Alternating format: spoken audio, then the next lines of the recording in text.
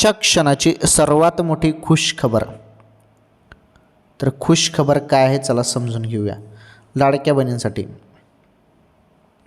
लाडकी बहीण ही सर्वात फेमस योजना आहे आणि लाडक्या बहिणींना दर महिन्याला 1500 रुपये मिळतात. बरोबर,